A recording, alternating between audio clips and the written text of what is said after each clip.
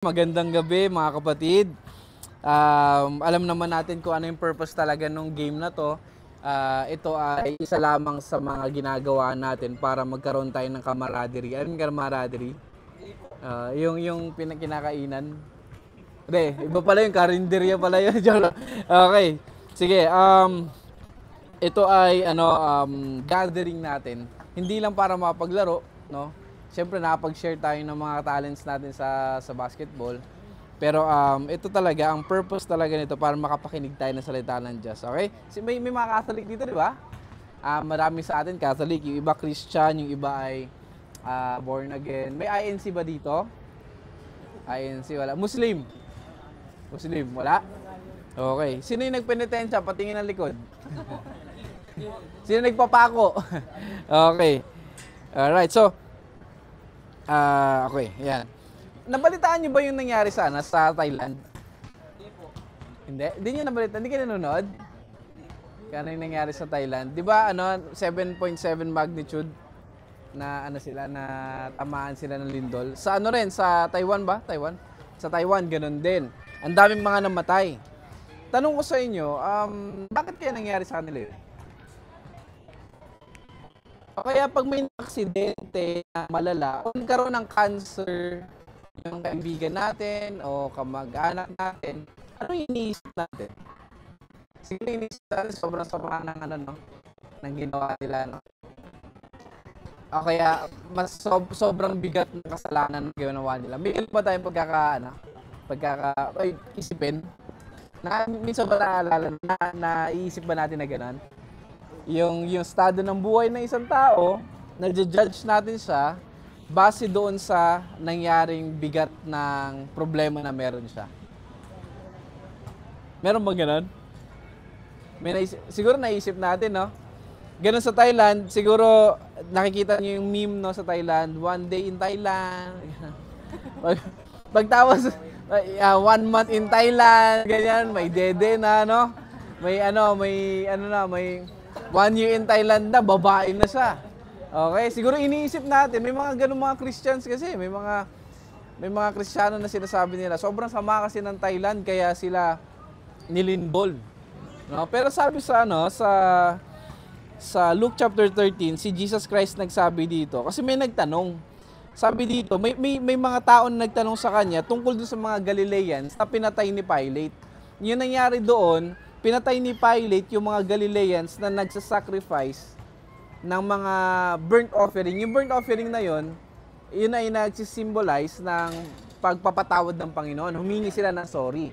So, meron silang mga hayop na dinadala doon para sunugin bilang kapalit ng kanilang kasalanan. So, itong mga Galileans na ito, sinabi dito na may nagtanong, Jesus, paano yung nangyari doon sa mga Galileans na pinatay ni Pilate? Pinatay yung mga hayop kasama yung mga Galileans.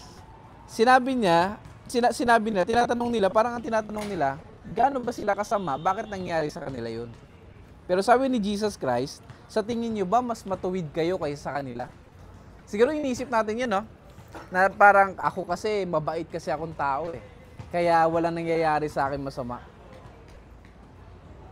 Naisip natin yan? Madalas siguro ganun, no? Deserve mo yan. Karma, may karma pa nga, di ba? Karma, deserve mo yan. Kaya nagkakaganyan kayo.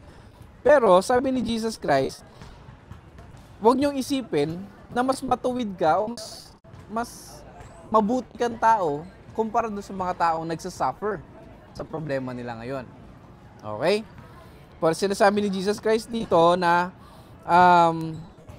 pag hindi ka humingi ng tawad o tumalikod sa iyong kasalanan, ikaw rin ay mapapahamak. Ano ibig sabihin ng kapahamakan na yon? Lahat tayo mamamatay, tama? Hindi natin alam kung kailan. So, lahat tayo mamamatay pero hindi natin alam kung kailan. Given. Ang problema, yung pangalawang kamatayan, sabihin mo sa tabi mo, pangalawang kamatayan. Hindi na nakikinig. Sabihin mo sa katabi mo, pangalawang kamatayan. Yan. Yung pangalawang kamatayan na yon, pwede ka mapunta sa hell, pwede ka mapunta sa heaven. Okay?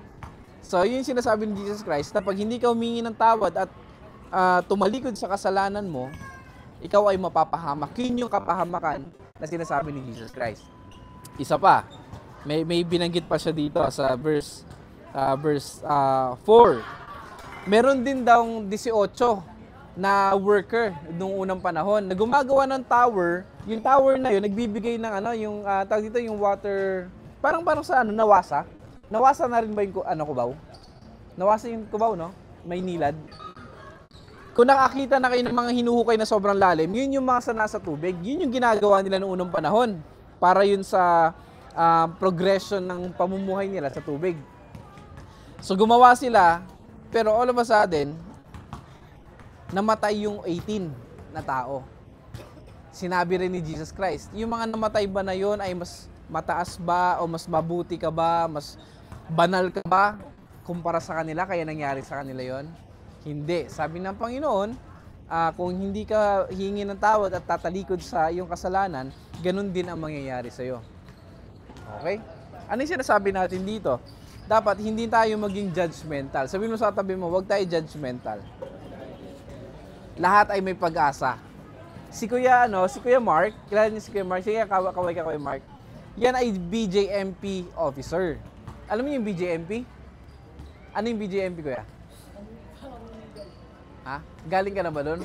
Ay, di ba? Okay. Yung BJMP, nabasahan na yun ng na bigyan na ng, ang tawag doon, bro? Mga 3 years na yun, 3 years below, magsistay sila doon sa bakasyonan. Alam niyo yung bakasyonan? Yun ay kulungan yun, BJMP. Okay, malaking kulungan yun. Nagtuturo kami doon sa San Mateo. Sinasabi namin parate na may pag-asa. Okay, bakit may pag-asa? Walang pinagkaiba yung tao na malaya tayo naglalaro ng basketball. Every time na may patawag si Kuya Arman, maglalaro tayo. Free time pupunta. Pero sila hindi. Okay? Ano yung difference? Walang difference kung sila nasa loob ng bilangguan, tayo nasa labas, at nabubuhay tayo sa kadiliman. Nabubuhay tayo sa kagustuhan ng ating laman. Ano yung nangyayari? Ano mangyayari sa atin pag mabubuhay tayo sa kagustuhan natin? Di ba mapapahamak tayo? Gusto natin lahat, matikman natin lahat ng babae. Okay? O kung ikaw man ay ikaw ay lalaki pero gusto mo tumikim rin ng kapwa mo lalaki. Okay? O gusto mo magnakaw, gusto mo pumatay. Kasi kagustuhan natin yun, anak tayo ni Adan eh. Nagigets natin? Kung yung mga binabantayan ni Kuya Mark, nakakulong yun sa bilangguan, pero sila, nakakilala na sila sa Panginoon kasi may mga pumapasok na pastor doon, nakakarinig sila ng salita ng Panginoon. Masasabi natin na sila ay malaya na, sila ay tumalikod na sa kasalanan, kahit sila ay nakakulong pisikal. Okay? Ang pinupunto ko dito, kung wala tayo kay Kristo, hindi tayo malaya. Okay? Siya lang ang nagbibigay kasi ng kalayaan sa atin. Sabi ng John chapter 14 verse 6, dito na ako magtatapos, pagod na kayo. John 14 verse 6, sabi ni Jesus Christ, I am the way, ako ang daan, the truth o katotohanan, at ang pangatlo, I am the life. Siya yung buhay. Bakit buhay? Sabi ni Apostol Pablo, tayo ay patay sa kasalanan. Ibig sabihin, mga zombie pala tayo sa harapan ng Diyos, no?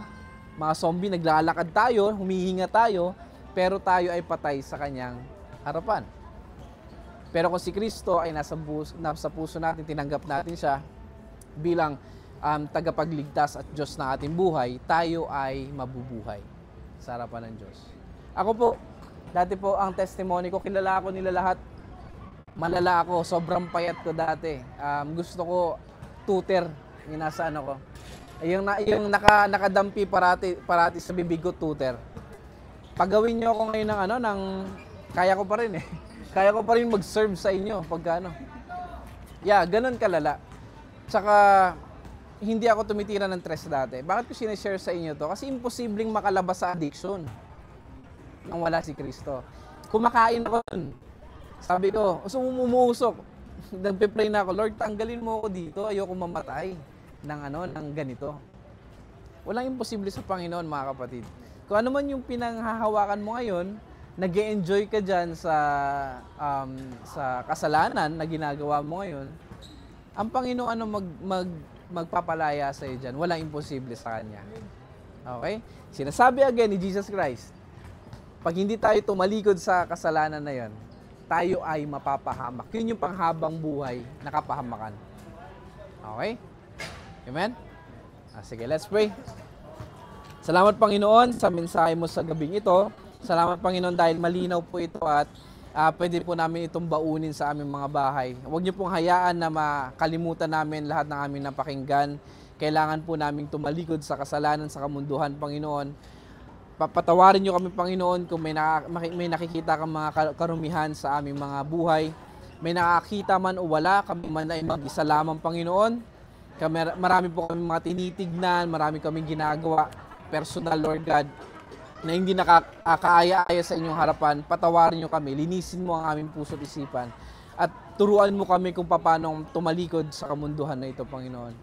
Lord, patawarin niyo kami at tinatanggap ka namin bilang aming Diyos at tagapagligtas. Patuloy ka pong maghari sa aming mga buhay. Maraming salamat po. In Jesus' name we pray. Amen.